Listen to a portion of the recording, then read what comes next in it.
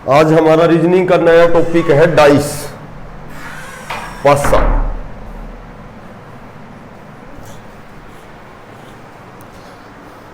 देखो, जो हम घर में सांप सीढ़ी खेलते हैं, लूडो खेलते हैं, तो कि वो गोटी सी होती है, वो डाइस, वो पासा होता है। ठीक है, एक तो जैसे इस तरह होता है पासा, जैसे एक तो सबसे पहला क्वेश्चन तो ऐसे आता है कि भाई निम्न में से मानक पासा कौन सा है। मानक पासा पूछते हैं, इनमें से मानक पासा कौन सा है। तो ऐसे 4 ऑप्शन दे देंगे हमें, मानक पासा कौन सा है। जैसे ए ऑप्शन पे ये दे दिया, ठीक है। बी ऑप्शन ऐसे बनाएंगे 1 3 5, ये बी ऑप्शन हो गया। फिर उसके बाद में डी ऑप्शन 2 3 5, सी ऑप्शन, और डी ऑप्शन हो गया 1 4 6। जैसे 4 ऑप्शन दे दिए, तो इसमें पूछेंगे निम्न में से मानक पासा कौन सा है।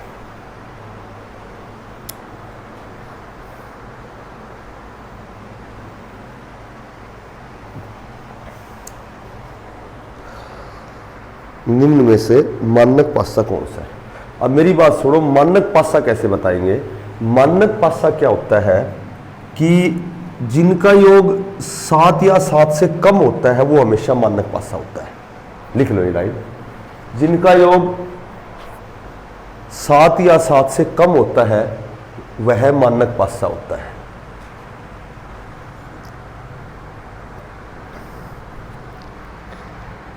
जिनका योग 7 या 7 से कम होता है वही मानक पासा होता है।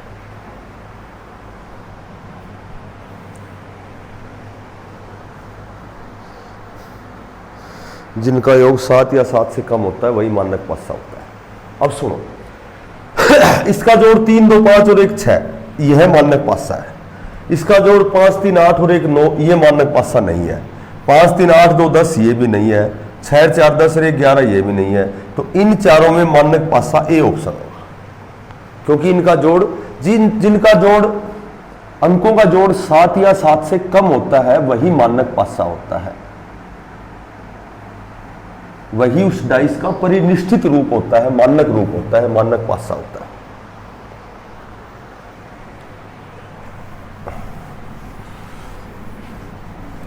मेरी बात सुनो, जैसे मान लो एक पासा दे दिया मैं, ये पासा दे दिया, और बेटा एक बार ध्यान देना, 1 3 5 ऐसे क्वेश्चन आएगा। देखो, एक जो पासा होता है उसमें 1 से 6 तक की संख्या होती है। जैसे ऐसे भी हो सकता है 1 2 3 4 5 और 6, ऐसे भी दे सकते हैं। जैसे हम लूडो खेलते हैं घर में बैठ के, तो एक वो गोटी सी नहीं होती, ऐसे डालते हैं, वो पासा होता है। उसमें 6 तक अंक आते हैं, 6 आए तो ही खुलेगा वो, ऐसे नहीं खेलते। तो 1 से 6 तक संख्या होती है। तो अब ये क्वेश्चन दे दिया, इसमें पूछेंगे बताओ 3 के विपरीत कौन सी संख्या है। अब विपरीत का मतलब होता है जैसे ये एक पासा है, इसमें 1 2 3 4 5 और 6 ऐसे फेंका, तो यहां यदि ऐसे दिखाई दे रहा है हमें, तो अब ये रूप दिखाई दे रहा है इसका, ठीक है, ये रूप दिखाई दे रहा है। तो ये दिखेगा हमें, एक ये दिखेगा, एक ये दिखेगा। तो मोटी बात ये है 3 अंक दिख रहे हैं, बाकी होते हैं 6 अंक। तो किसी भी संख्या के जब केवल एक पासा दिया गया हो, तो किसी भी संख्या के विपरीत देखने के लिए उसे हमको 7 में से घटाना पड़ेगा। तो 3 के विपरीत बताएंगे तो क्या बताएंगे, 4। लिख लो ये बात। जब केवल एक पासा दिया गया है,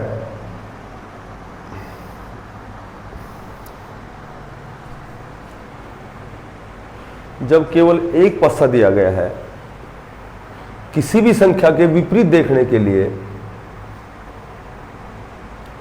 किसी भी संख्या के विपरीत देखने के लिए उसे 7 में से घटाया जाता है।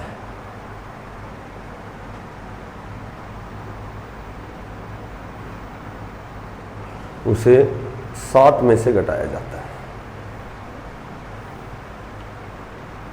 किसी भी संख्या के विपरीत देखने के लिए उसे 7 में से घटाया जाता है। 5 के विपरीत क्या बताओगे, 2। 1 के विपरीत 6।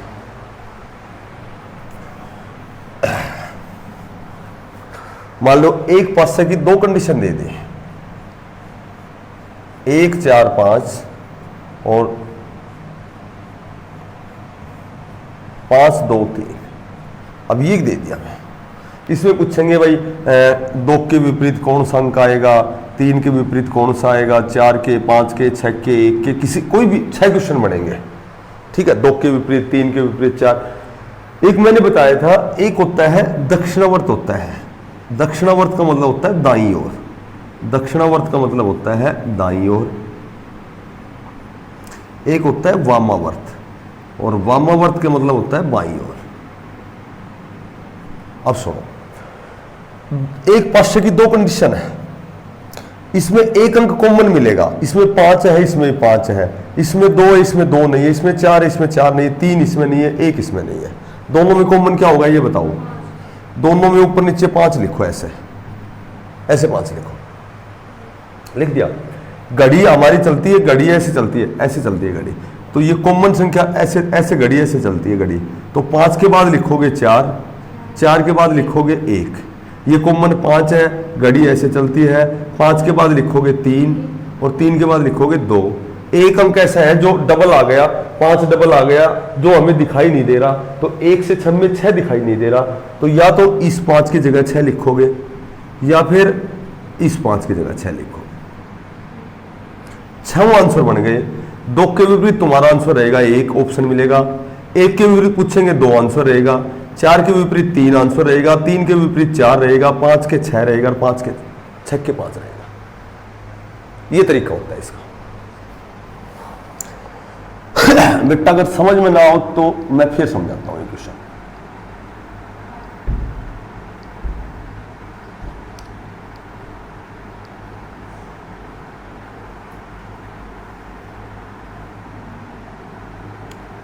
समझाऊं? फिर समझाता हूं, छोड़ दो इसको। ये 6 क्वेश्चनों के जवाब दोगे तुम खुद ही। एक पासे की 2 कंडीशन दे दी, 1 6 5 2 4 1। पहले दोनों बताओ, दोनों में कॉमन क्या है? 1 1 लिख लो। अब बेटा अभी मत उतारो, पुनः अभी मत उतारो, 1 1 लिख लिया। एक घड़ी ऐसे चलती है हमारी। 1 के बाद क्या लिखोगे? 5। फिर क्या लिखोगे? इस 1 के बाद क्या लिखोगे? क्या दिखाई नहीं दे रहा? यहां 3 लिख दो। 6 क्वेश्चनों के जवाब हो गए। 5 के विपरीत क्या बताओगे? 4। 2 के विपरीत 6, 1 के 3, 3 के 1। 6 आंसर हो गए। घड़ी की तरह चलेंगे, कॉमन संख्या ऊपर नीचे लिख के, जो अंक दिखाई नहीं दे रहा उसकी जगह वो लिख देंगे।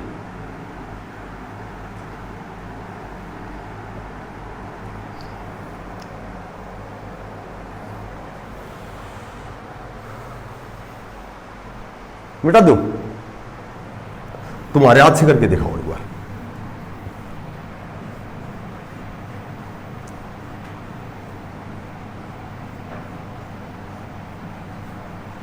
एक 3 4 2 6 3।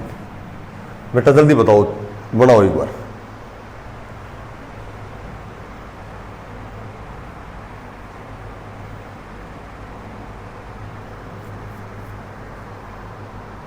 बना दिया? 1 के विपरीत कई बार ऐसा भी होता है कि एक अंक की बजाय जब किसी पासे को जमीन पर डालते हैं तो डबल अंक डबल बार आता है, जैसे 1 4 5 और 4 6 1। अब एक बात बताओ, इसमें कौन सा अंक कॉमन है? एक तो 1 कॉमन है और एक 4 कॉमन है। तो इसमें केवल तुमसे पूछेंगे 5 के विपरीत कौन सी संख्या है। तो 5 के विपरीत तुम्हें जो आंसर देना वो क्या देना है? 6। भाई 1 से 1 कैंसिल, 4 से 4 कैंसिल, बच गया क्या? 5 और 6। 6 के विपरीत 5 और 5 के विपरीत 6। या तो 6 पूछेंगे या 5 पूछेंगे।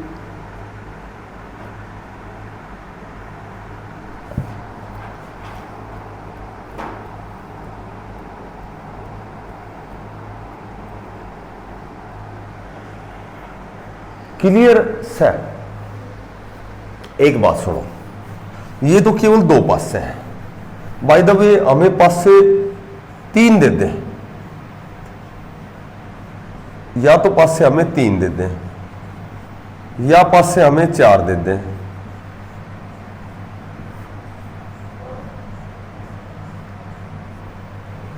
एक 3 5 2 4 6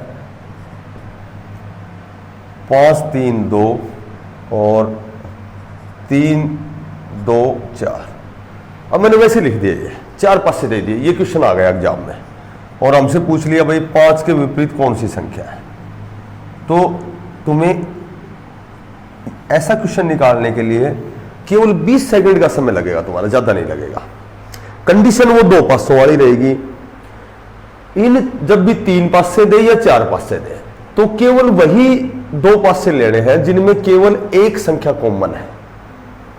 लिख लो ये लाइन। जब 3 या 3 से अधिक पासे दिए गए हों,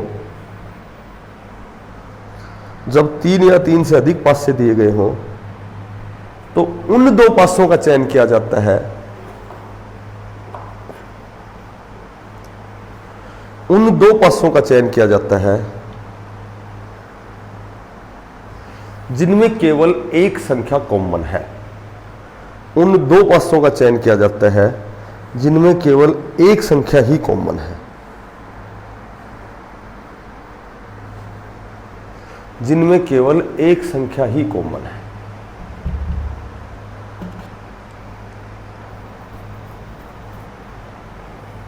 और बेटा मेरी बात सुनो, पहले ये 2 पासे लो, इसमें क्या कॉमन है? देखो नहीं है, ये दोनों हम नहीं ले सकते। इन दोनों में देखो क्या कॉमन है, ये भी नहीं ले सकते।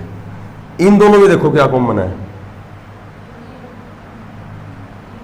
एक अंक कॉमन है ना। तो ये 2 पासे हमारे लिए यूजलेस हैं, हम इनका प्रयोग नहीं करेंगे, केवल इसका और इसका प्रयोग करेंगे।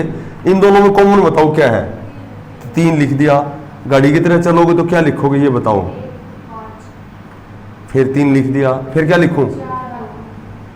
क्या दिखाई नहीं दे रहा? 6 क्वेश्चनों का आंसर होगा। ऐसे निकालेंगे। जब भी 2 से अधिक पासे दिए जाएं तो उसकी कंडीशन ये लगाओगे कि वो कोई भी 2 पासे लेने हैं जिनमें एक संख्या कॉमन है, बस। बाकी 2 बीच के छोड़ देना, या हो सकता है कि इन दोनों से काम चल जाए, ये दोनों छोड़ दो, इन दोनों से काम चल जाए, ये दोनों छोड़ दो, पर पासे 2 लेने हैं जिनमें कंडीशन ये रहेगी कि उनमें एक अंक ही कॉमन रहेगा, बस। दैट्स कंडीशन इज, जो भी हमारी कंडीशन ड्रम्स और कंडीशन है उसको फुलफिल करेगी कि जब हम केवल और केवल ऐसे 2 पासों का चयन करेंगे जिनमें केवल एक अंक ही कॉमन है। बेटा ये बता दो समझ में आई कि ना आई? आ गया? चले आगे।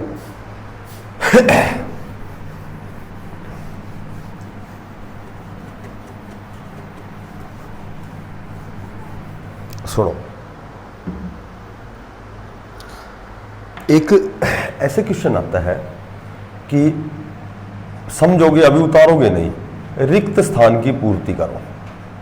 ये आता है बैंक पीओ में या बैंकिंग में, क्लर्क में। 2 पासे दिए जाएंगे, इन 2 पासों के आधार पर हमें खाली स्थान भरना है। 2 पासे हमें दे दिए और ये 2 पासे दे दिए, 1 3 4 5 6 1, जैसे ये दे दिया। ऐसे 3 क्वेश्चन देंगे। ये क्वेश्चन नंबर 11 यहाँ रिक्त स्थान लगा देंगे, ये क्वेश्चन नंबर 12 यहाँ खाली स्थान लगा देंगे, और ये क्वेश्चन नंबर 13 और इसमें यहाँ खाली स्थान लगाएंगे। तीनों मैंने अलग अलग खाली स्थान लगा दिए। ये क्वेश्चन 1 क्वेश्चन, ये 2 क्वेश्चन, ये 3 क्वेश्चन। इसका जो इसकी इंस्ट्रक्शन बनाएंगे, जो इसका निर्देश बनाएंगे, वो ऐसे लिखेंगे कि इन 2 पासों के आधार पर खाली स्थान भरने हैं। अच्छा, क्वेश्चन आएंगे इसमें 3। तो ये 3 क्वेश्चन हमें कैसे करने हैं? सबसे जो पहला काम है कि इन दोनों में कॉमन देखेंगे। इन दोनों, पहले तो विपरीत देखेंगे, एक दूसरे के विपरीत क्या है। इन दोनों में कॉमन क्या है? 1। पहले मैं लिखता हूं 1 1, 1 के बाद क्या लिखूं मैं? 4 3, फिर क्या लिखूं मैं? 6 5, यहां क्या लिख दूं? अब हमें विपरीत पता लग गया कि 1 के विपरीत 2 आएगा, 6 के 4 आएगा, 3 के 5 आएगा, 5 के 3 आएगा। इन दोनों को छोड़ दो, केवल ये ध्यान रखो, ये जो पासा है, ये जो पासा है, या तो इसके 2 अंक है, या तो इसमें से है या इसमें से है। ठीक है। अब ये सीधा जैसे 3 4 है तो 3 4 ही कर दिया, तो ये 1 है तो ये 1 ही आ जाएगा। अब जैसे मैं इसको चेंज करता हूं, मैं 4 इधर करता हूं 3 इधर करता हूं, ये 4 पहले ले लिया 3 इधर कर दिया। तीसरा अंक क्या है हमारे पास 1, 1 के विपरीत क्या आएगा, तो इस खाली स्थान में 2 आएगा। जैसे ये 6 5 है, यहां क्या है 5 6 है, 6 कहां गया ऊपर, 5 कहां गया नीचे, तीसरा अंक क्या हमारे पास 1, 1 के विपरीत क्या है, तो ये 2 आ जाएगा। इसमें देखो 4 1, 1 4 का मैंने 4 1 कर दिया, यानी इस पासे को घुमा दिया। ये 1 कहां गया नीचे, ये 4 कहां गया ऊपर, तीसरा अंक क्या हमारे पास 3, 3 के विपरीत क्या है, तो यहां 5 आ जाएगा। 2 अंक घुमाएंगे ना तो तीसरे के विपरीत लेना हमें, वो विपरीत हमने निकाल दिया पहले ही। फिर सुनो, ये थारा मुंह से बोलोगा, हम खुद बोलोगा कि ऐसे मैंने यहां 1 6 लिख करके यहां साइन ऑफ इंटरोगेशन लगा दिया, तो इन 2 पासों के आधार पर यहां क्या आएगा, तो सीधी सी बात है यहां आएगा 3। अब बताओ खाली स्थान भर दोगे कि ना। पहले तो 2 पास से दिए गए हैं, उनसे विपरीत देखोगे कौन सी संख्या किससे विपरीत है, और तीसरा जो अंक है उसके विपरीत निकालो, तब की जवाब आ जाएगा, नो डाउट। एक लास्ट और बता दो,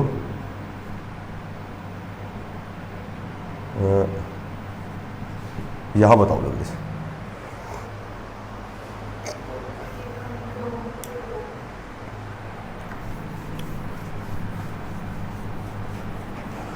एक ऐसे ऐसे सीढ़ी से बनाते हैं, देखो ऐसे ऐसे सीढ़ी से बनाते हैं, ऐसे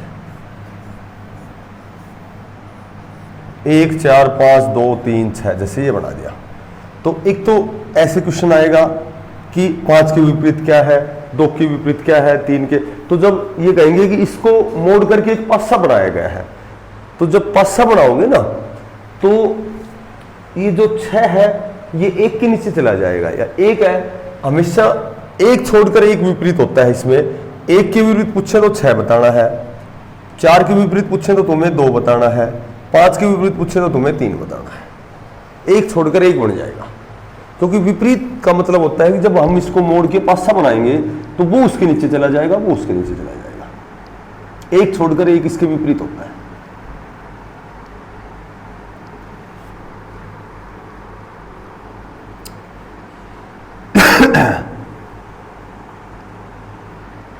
और बेटा एक तो हमें ऐसे क्वेश्चन आओगे, निम्न में से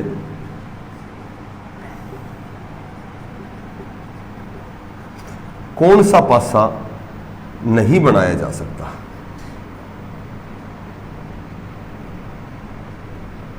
निम्न में से कौन सा पासा नहीं बनाया जा सकता। तो मोटी बात यह है कि पासा वो ही नहीं बनाया जा सकता कि जो विपरीत वाली संख्या वो साथ दिखाई नहीं देनी चाहिए। जैसे 1 अगर लोगे तो 6 नहीं ले सकते इसके साथ, क्योंकि 6 यहां ले लोगे तो ये गलत हो जाएगा, क्योंकि विपरीत वाला तो इसको नीचे चला जाएगा, तो 7 दिखाई देगा तो विपरीत है ही नहीं। तो इनमें से एक लेना है, इनमें से एक लेना है, और इनमें से एक लेना है। ये पासा तो हम बना सकते हैं। और कौन सा नहीं बनाया जा सकता, तो वो क्या करेंगे, 5 ले लिया तो 5 के साथ 3 ले लेंगे, ये नहीं बनाया जा सकता। भाई विपरीत एक बात बताओ, यदि यहां 5 है, यहां 5 है, यहां, तो इसका विपरीत तो नीचे आएगा, वो दिखाई नहीं देगा। और 5 के साथ 5 का विपरीत 3 है, अगर मैं यहां 3 लिख दूंगा तो 5 के विपरीत 3 होगा ही नहीं। तो इसका मतलब कौन सा नहीं बनाया जा सकता, बनाया कौन सा जा सकता है, 1 ले सकते हो, इनमें से एक 2 ले लो, चाहे 4 ले लो, इनमें से एक 5 ले लो, चाहे 3 ले लो। यानी कि एक अंक जो लोगे उसके विपरीत वाला तुम्हें साथ नहीं लेना है, वो दिखाई नहीं देना चाहिए हमें। देखो कौन सा पासा बनाया जा सकता है, कौन सा पासा बनाया जा सकता है। तो मोटी बात यह है कि ये बनाया जा सकता है, ठीक है, ये बनाया जा सकता है, ठीक है, ये बनाया जा सकता है, फिर उसके बाद में ये बनाया जा सकता है, फिर ये बनाया जा सकता है। मोटी बात यह है कि विपरीत वाला साथ नहीं देना, बस ये बात बताना चाहता हूं मैं। तो विपरीत वाला है वो दिखाई नहीं देना चाहिए, बाकी उन दोनों में से कोई सा भी ले लो।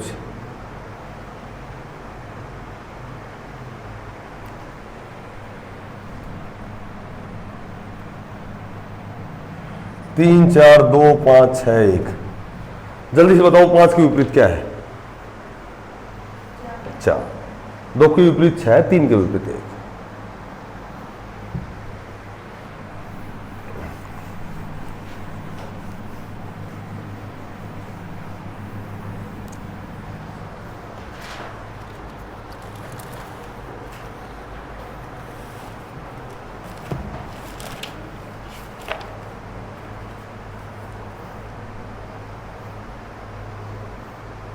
लिखो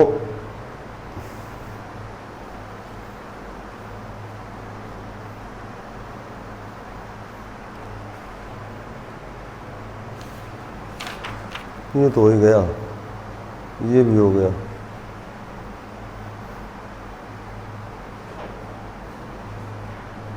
एक ऐसे दे रखे लाल हरा पीला,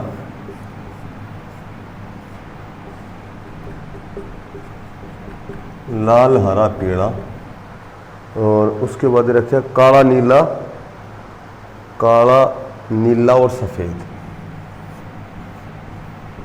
काला नीला और सफेद। तो मैंने बताया था एक छोड़कर एक विपरीत होता है। तो मैं इसमें पूछूं तुमसे कि नीले के विपरीत कौन सा है, तो क्या बताओगे? शाबाश। काले के विपरीत सफेद और लाल के विपरीत पीला।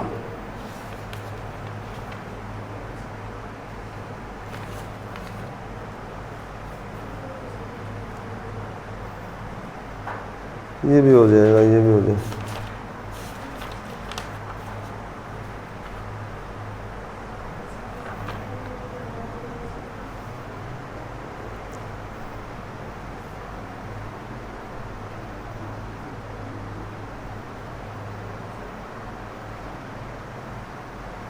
एक दे रखे है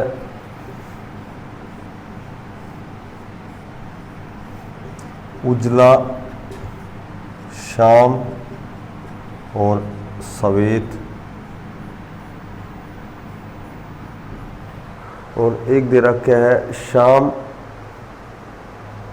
लाल और हरा, शाम, लाल और हरा। और इसमें जो एक रंग 6 रंग है, चौथा रंग है नीला। 6 रंग दे रखे हैं, उजला, शाम, सफेद, शाम, लाल, हरा और नीला।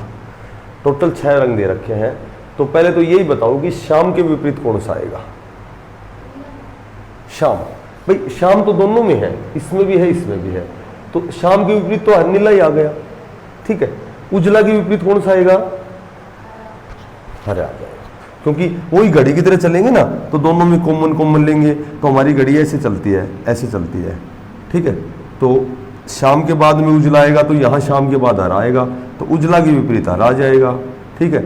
और लाल के विपरीत सफेद आ जाएगा, और जो दोनों में कॉमन है शाम शाम, इसके विपरीत नीला आ जाएगा।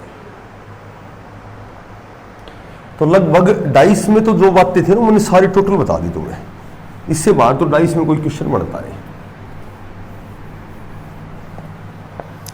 देखो एक का घन कितना होता है? 1 होता है। 2 का घन कितना होता है? 8 होता है। 3 का घन कितना होता है? 27 होता है। 4 का घन होता है 64 होता है। 5 का घन होता है 125 होता है। 6 का घन होता है 216 होता है।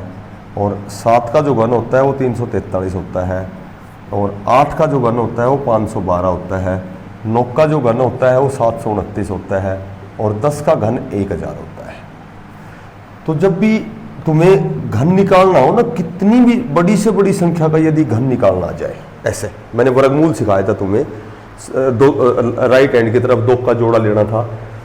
अब यदि क्यूब रूट निकालना है, घनमूल निकालना है, तो घनमूल निकालने का एक तरीका होता है, घनमूल में 3 के जोड़े, ऐसे 3 का जोड़ा होता है। सिर्फ ये देखना है कि 7 किसके इकाई के स्थान पर आता है। 7 केवल और केवल 3 का जब घन करते हैं तो 27 में 7 आता है। तो इन तीनों की जगह तो लिखोगे 3, क्योंकि 7 आता है 3 का। और 12 जो बच गया, इससे छोटी घन संख्या लेनी है। 3 का घन होता है 27, ये बड़ा हो गया।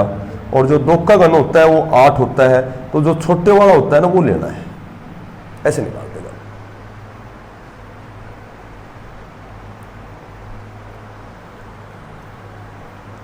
फिर समझाता हूँ एक बार उतारो ये।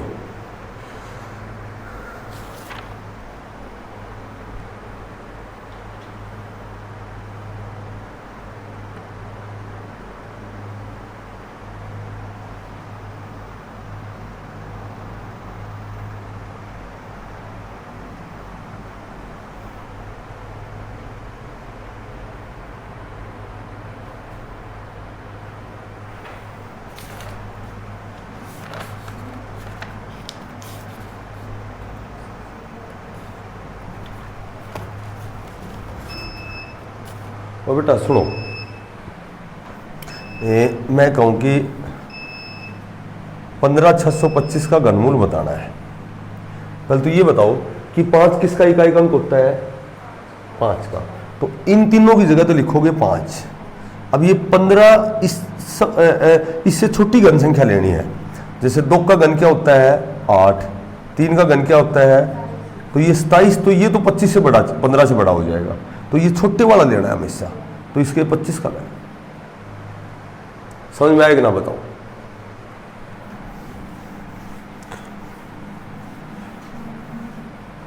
एक ऐसे क्वेश्चन आए ना कि 4 अंकों की छोटी से छोटी संख्या बताओ जो पूर्ण वर्ग हो जाए, स्क्वायर हो जाए जिसका। 4 अंकों की बड़ी से बड़ी संख्या बताओ जो पूर्ण वर्ग हो जाए, जो पूर्ण वर्ग हो जाए। 4 अंकों की छोटी छोटी संख्या बताओ जो पूर्ण वर्ग हो जाए। 4 अंकों की बड़ी से बड़ी संख्या बताओ जो पूर्ण वर्ग हो जाए।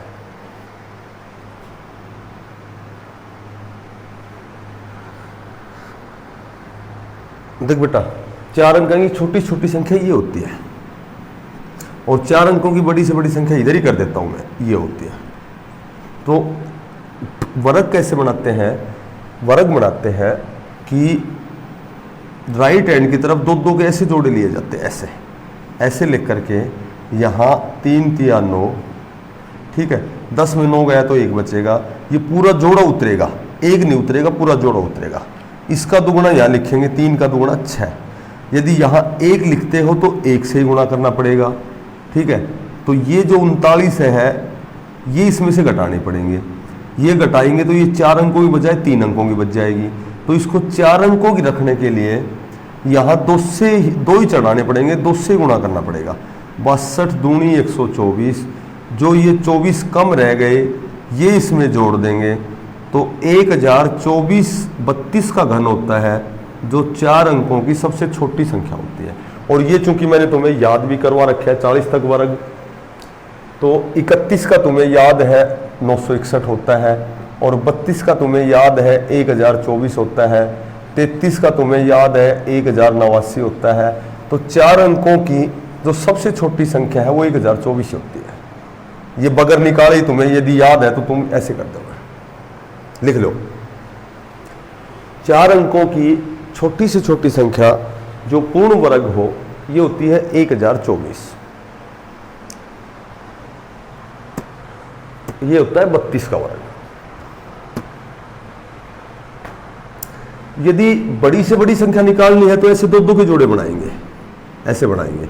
9 9 81, ये बच गया 18, तार लिया जोड़ा, 9 और 9 18, और ये आ गया 1701, यानी कि 198 कम रह गया।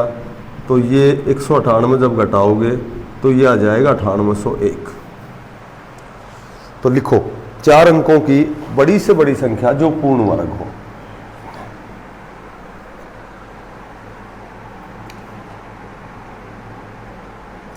चार अंकों की बड़ी से बड़ी संख्या जो पूर्ण वर्ग हो वो लिखो 9801 होता है। ये होता है 99 का वर्ग।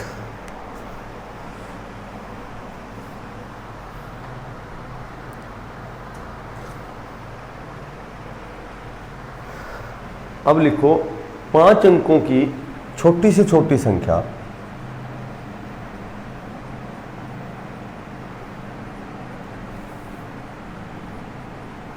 जो पूर्ण वर्ग हो ये होता है 10,000। ये होता है 100 का वर्ग। 5 अंकों की छोटी से छोटी संख्या जो पूर्ण वर्ग हो ये होती है 10,000। ये होता है 100 का वर्ग। अब लिखो 5 अंकों की बड़ी से बड़ी संख्या जो पूर्ण वर्ग हो ये होती है 99,856। ये होती है 316 का वर्ग। ये भी याद करना पड़ेगा तुम्हें। 5 अंकों की बड़ी से बड़ी संख्या जो पूर्ण वर्ग होती है ये होती है 99,856। ये होती है 316 का वर्ग।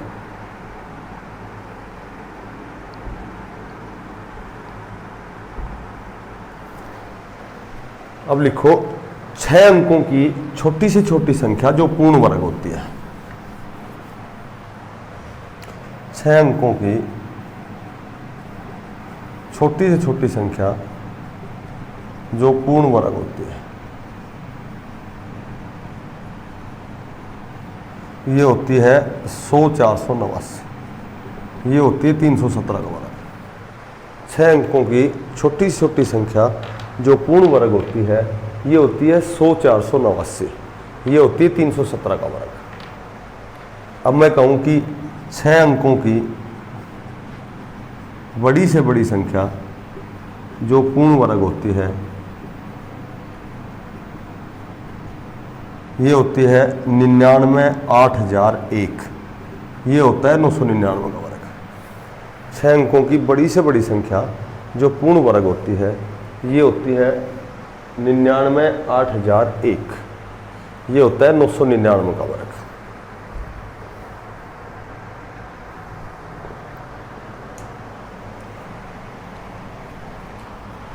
ये तुम्हें याद ही करना है, ये निकाल के मत देखियो। एक छोटी सी बात और लिखो, लिखो कि सम जो है बात ना रीजनिंग में ही आओ से क्वेश्चन।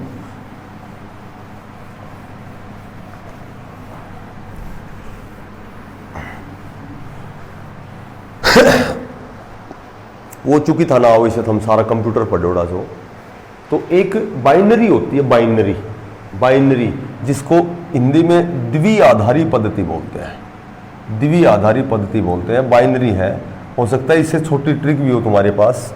तो ऐसे कहेंगे कि 72 को द्विआधारी अंकन बनाओ, द्विआधारी पद्धति में लिखो या द्विआधारी इसका अंकन बनाओ।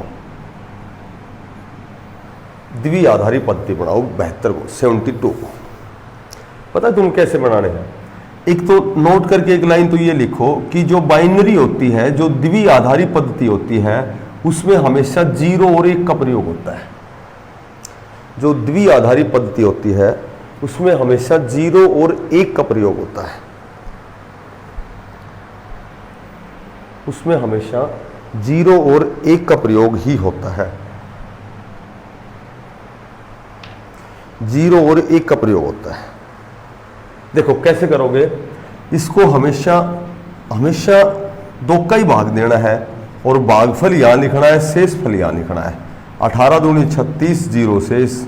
9 दूनी 18, 0 शेष। 2 चौका 8, 1 शेष। 2 दूनी 4, 0 शेष। और 2 एकम 2, 0 शेष।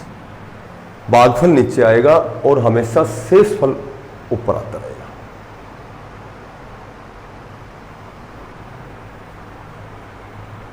देखो सिर्फ मैंने इसका जो भागफल है वो नीचे लिख दिया, शेष फल यहां चढ़ा दिया सभी का। पहले तो ये देखो समझ में आई कि नहीं आई, फिर समझाऊं। 72 में 2 का भाग दोगे तो क्या आएगा? 36 दूनी 72। 36 दूनी 72 होगा तो शेष रिमाइंडर क्या बचेगा? 0। 36 में 2 का भाग दोगे, 2 नीम 18 दूनी 36, शेष क्या बचेगा? 0। 18 में 2 का भाग दोगे, 9 दूनी 18, 0 शेष बचेगा। 9 में 2 का भाग दोगे, 2 चौका 8, क्या शेष बच गया? 1। हमेशा नीचे से लिखोगे 1, फिर 0, फिर 0, फिर 1, 0, 0, 0। ये बाइनरी हो गई। ये तो हमें मिलेगा ऑप्शन, ये तो हमारा हो गया आंसर। ठीक है, नीचे से शुरू करोगे और फिर लिखोगे, पहले लिखोगे 1, फिर 0, फिर 0, 1, 0, 0, 0। बेटा एक बार 84 को बना के दिखाओ जल्दी से। 84 का द्विआधारी पद्धति में बनाओ।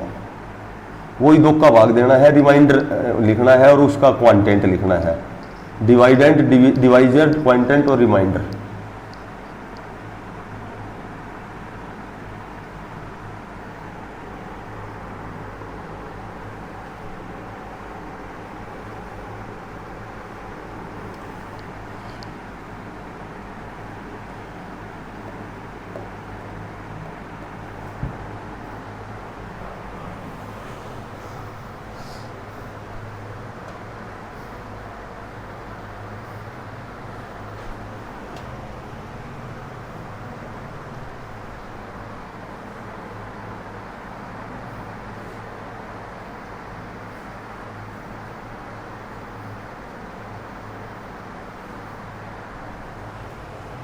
क्या है बेटा, जल्दी बताओ। 1 डबल 1, हाँ मुझ 00। देख बेटा ये आया एक सारा ही, पूनम यही आया, झूठ मत बोलना, यही आया। सुनो, अब इसको सिद्ध करना हो ना, यदि ये दे दिया हमें और पूछ ले भाई इसकी प्राकृत संख्या बढ़ाओ, वापिस वही संख्या बढ़ाओ, तो पता क्या करना है, हमेशा राइट हैंड की तरफ इसके नीचे 1 लिखना है। 1 का दुगुना 2 लिखना है, 2 का दुगुना 4, 4 का दुगुना 8, 8 का दुगुना लिखना है 16, 16 का दुगुना 32, 32 का दुगुना 64 और 64 का जो दुगुना होगा वो 128 होगा। तो इसका मतलब ये तुम्हारा गलत है। कैसे? 0 का मान काउंटेबल नहीं है, 0 का मान छोड़ देंगे, ऐसे सिर्फ 1 का मान जोड़ेंगे। 128 में जोड़ोगे 16, 144, 144 जोड़ोगे 4, तो ये तो माना है 148, जबकि हमारा केवल 84 था। देख कैसे निकालेंगे, देख फिर सुनाओ तब। जैसे ये आ गया, इसकी प्राकृत संख्या वापिस बढ़ाओगी तो 72 बनेगी। इसके नीचे 1, 2, 4, 8, 16, 32, 64 और 64 रात जोड़ोगे तो 72 आएगा। 0 का मान नहीं गिनना, 1 से शुरू करना है, इकाई का अंक पे 1 लेना है। 1 का दुगुना 2 का दुगुना 4 का दुगुना 8, 16, 32 ऐसे लेना है। बताओ तो हम MSc सो कितनी जगह बढ़िया बढ़िया तैयारी करो, से थारे एक सवाल एक बार में समझ नहीं आओ, कमाल अचंबा की बात से। 42 दूनी 84, 21 दूनी 42, 10 दूनी 20, 2 पंजू 10 और 2 दूनी 4 और 2 एकम 2। ये आएगा 1 0 1 0 1 0 0।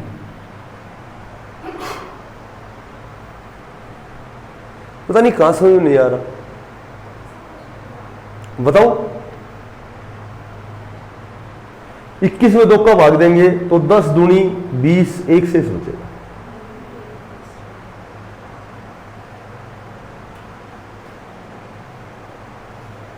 अब देखिए इसको बना के दिखाऊं। 1 का दुगुना 2, 2 का दुगुना 4, 4 का दुगुना 8, 8 का दुगुना 16, 16 का दुगुना 32 और 32 का दुगुना 64 और ये जोड़ोगे तो 84 आएगा।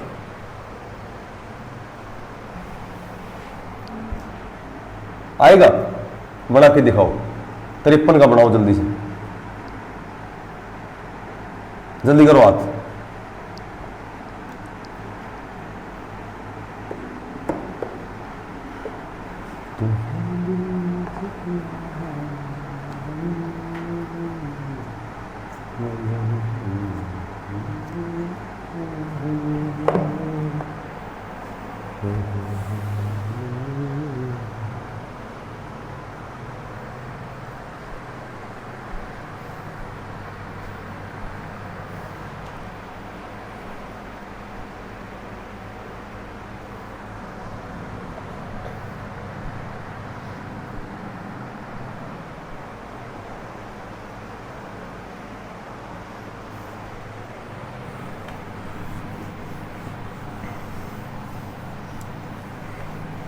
बेटा जल्दी बोलो, इतना टाइम थोड़ी लगाया गिरे, बोलो। देख सुनो, मिलाओ। 53, 2 दूनी 4 यानी 26 दूनी 52, 13 दूनी 26 यानी 0। जब पूरा भाग चला जाए तो 0 और पूरा भाग ना जाए तो 1, 2 3 6 पूरा भाग चला गया 0। 2 एकम 2 1, क्या आ गया 1 1 0 1 0 1, सही था। अब यहां क्या लिखूं मैं, 1 का दुगुना 2 का दुगुना 4 का दुगुना 8 का दुगुना 16 का दुगुना, इसको जोड़ोगे तो 53 ही आएगा।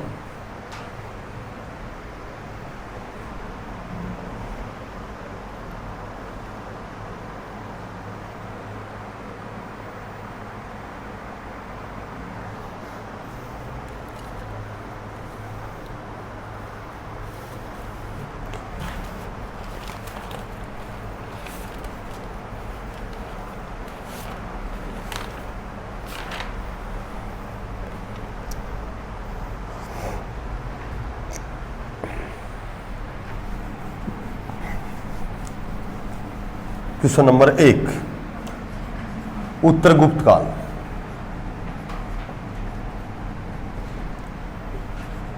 द्वितीय अशोक किसे कहा जाता है? द्वितीय अशोक किसे कहा जाता है?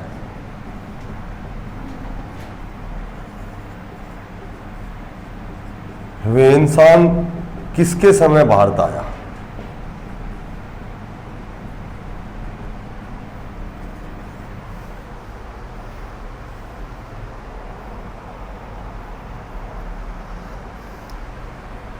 हर्षवर्धन की राजधानी?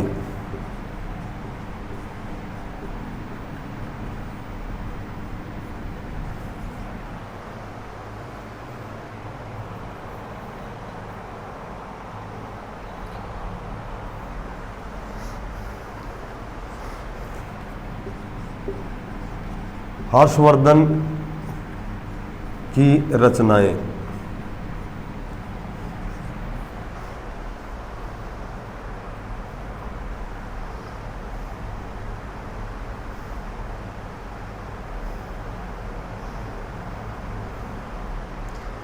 पाल वंश का संस्थापक?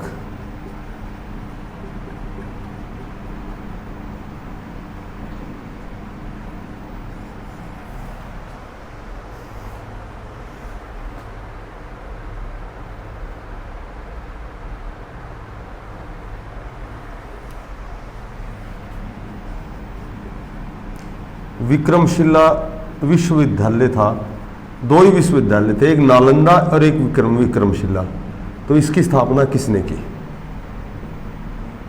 उसकी तो मैंने कुमारगुप्त बताई थी, और इसकी तुम्हें बतानी है।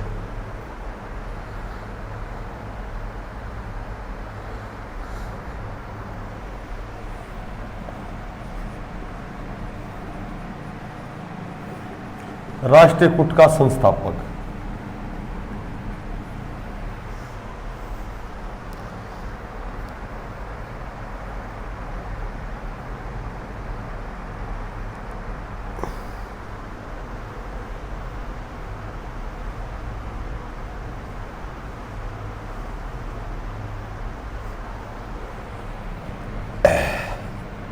एलोरा में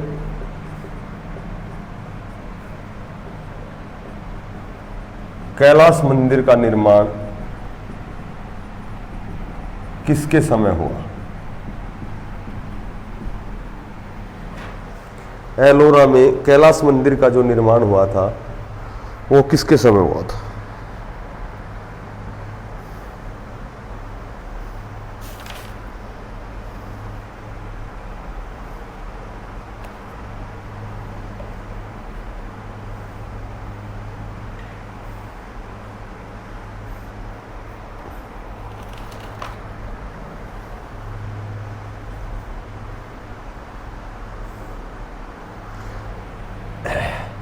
जो राजपूत काल है वो कब से कब तक है?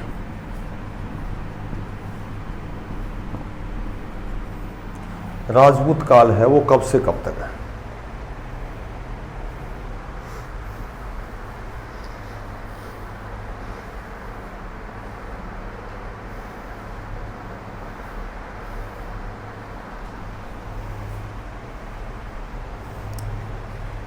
जो हमारी लिपि है जो हमारी लिपि है देवनागरी लिपि है, जो देवनागरी लिपि है उसका जो विकास हुआ था वो किसके समय हुआ था?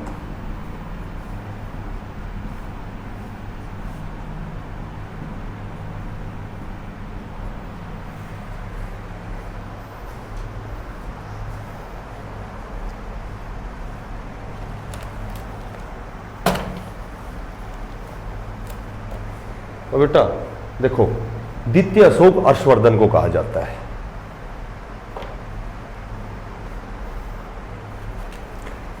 द्वितीय अशोक हर्षवर्धन को कहा जाता है। यही एक लाइन और लिखो कि द्वितीय सिकंदर अलाउद्दीन खिलजी को कहा जाता है। दूसरा सिकंदर अलाउद्दीन खिलजी को कहा जाता है। द्वितीय अशोक कहा जाता है, वो कहा जाता है हर्षवर्धन को। मैंने कल बताया था ह्वेनसांग है से शुरू है ना, तो ये हर्षवर्धन के समय आया था। है से हैवन मैंने कल ही बताया था। और फाइयान आया था चंद्रगुप्त द्वितीय या विक्रमादित्य के समय में। हर्षवर्धन की जो राजधानी थी वो कन्नौज थी। कन्नौज, इसकी राजधानी कन्नौज थी।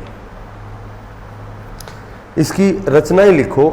एक तो रत्नावली, हर्षवर्धन ने लिखी थी रत्नावली।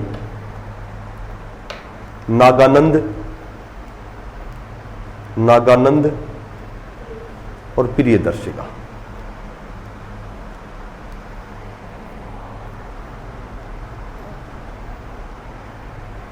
पाल वंश का संस्थापक गोपाल था, जिसने बंगाल पर शासन किया। ये बताओ कि नालंदा विश्वविद्यालय की स्थापना किसने की थी? नालंदा की कुमारगुप्त ने। गुप्त वंश का कुमारगुप्त नहीं लिखवाया था कल, कुमारगुप्त ने की थी। और जो विक्रमशिला थी विश्वविद्यालय था, ये दोनों पाकिस्तान में है। तो विक्रमशिला की थी धर्मपाल ने।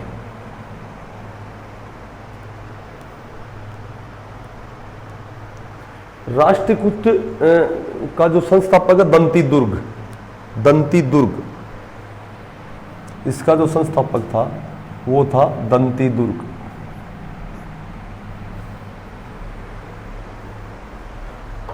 एलोरा में जो कैलाश मंदिर का निर्माण करवाया था वो करवाया था कृष्ण प्रथम ने। वो कराया था कृष्ण प्रथम ने।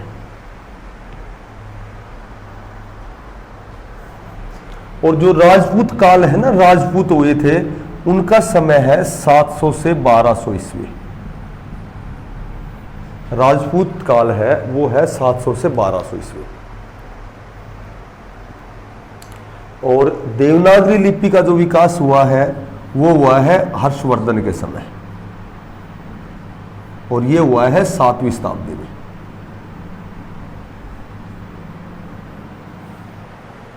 हर्षवर्धन के समय हुआ है, ये हुआ है 7वीं शताब्दी में। बेटा याद कौन था आज क्वेश्चन? कल करना है तुम्हें एक तो पल्लव वंश, एक और एक मुस्लिम आक्रमण करना है।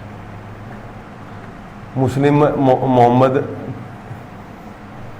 गोरी,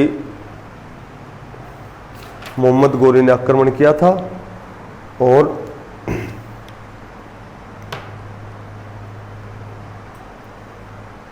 महमूद गजनबी ने किया था। 2 आक्रमण हुए थे भारत पे। एक ने तो 17 आक्रमण किए थे। तो मुस्लिम आक्रमण और पल्लव वंश 2 ही करने हैं कल। आज याद नहीं था, कल याद करके आना है, ठीक है। इसके बाद है ना, जो कल की क्लास के बाद में हमारा जो प्राचीन इतिहास है वो बिल्कुल कंप्लीट हो जाएगा। फिर चलेगा मध्यकालीन, फिर आधुनिक।